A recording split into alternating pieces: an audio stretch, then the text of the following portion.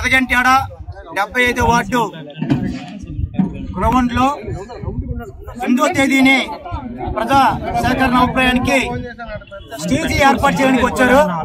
ఉదయం 8 గంటల నుంచే గ్రామ ప్రజలు, గ్రామ సంఘ నాయకులు మొత్తం ప్రజలందరూ కలిసి ఈ యొక్క ఏదైతే స్టేజీ ఏర్పాటు చేయడానికి వచ్చారో దాన్ని మనంతా స్టాప్ చేయడం జరిగింది.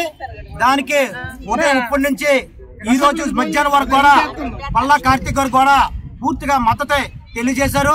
అలాగే గ్రామ ప్రజలు, గ్రామ కమిటీ వాళ్ళు మొత్తం అందరూ కలిసి దీన్ని వ్యతిరేకంగా మళ్ళీ రిటర్న్ ఈ యొక్క స్టేజీని వ్యాన్కి ఎక్కించడం జరుగుతుంది. రిటర్న్ కూడా వెళ్ళడం జరుగుతుంది. అయినా ప్రజలని భయబంతాలు పెట్టి, పోలీసులు పెట్టి దీన్ని ప్రజాభిప్రాయ సేకరణ నడిపించాలని చూస్తున్నారు. దీన్ని మేము పూర్తిగా వ్యతిరేకిస్తున్నాం.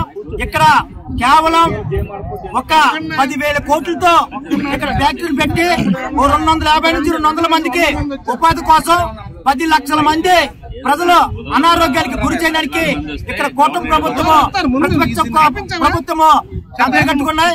వీళ్ళు తాబేదారుల కోసం, వీళ్ళు ముడుపుల కోసం, వీళ్ళు ఏదో ఇన్కమ్ కోసం ఇక్కడ ఫ్యాక్టరీలు పెడుతున్నారు.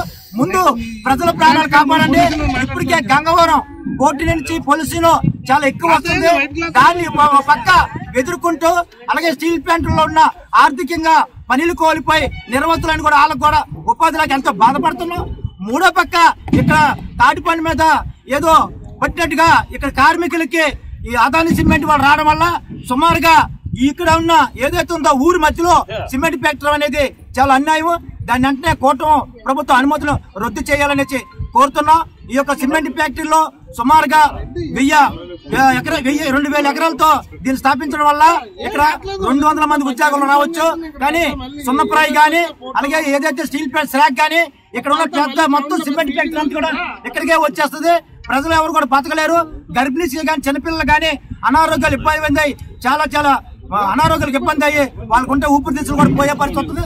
కాబట్టి మేము మాత్రం ఇక్కడ అన్ని వార్డుల్లో ఉన్న కార్పొరేటర్లు కూడా స్పందించాలి. ఇప్పటికే 78వ వార్డు కార్పొరేటర్ గారు మేయర్ గారికి లెటర్ కూడా ఇవ్వడం జరిగింది. దీన్ని ఆపమని మిగతా కార్పొరేటర్లు కూడా స్పందించాలి. అలాగే మన స్థానిక ఎమ్మెల్యే ఎంపీలు కూడా స్పందించాలి. అంటే డిప్యూటీ సీఎం గారు అలాగే మన ముఖ్యమంత్రి కూడా ఇక్కడ రావాలి. దీన్ని మాత్రం ఎట్టి పరిస్థితుల్లో మీరు క్లోజ్ చేయకపోతే మాత్రం ఇది గంగవరం పోరాటం లాగా మళ్ళీ ఉద్యమం చేస్తుంది. ఎన్ని కాల్పులకైనా ఎన్ని ప్రాణాలకైనా మేము సిద్ధంగా ఉన్నాం. మా ప్రాణాలు అడ్డు పెట్టినా మేము మాత్రం దీన్ని రక్షించే ప్రయత్నం చేయాలని ఈ సమావేశంలో తెలియజేస్తున్నాం. Welcome to our YouTube channel. Don't forget to like, subscribe and share the videos.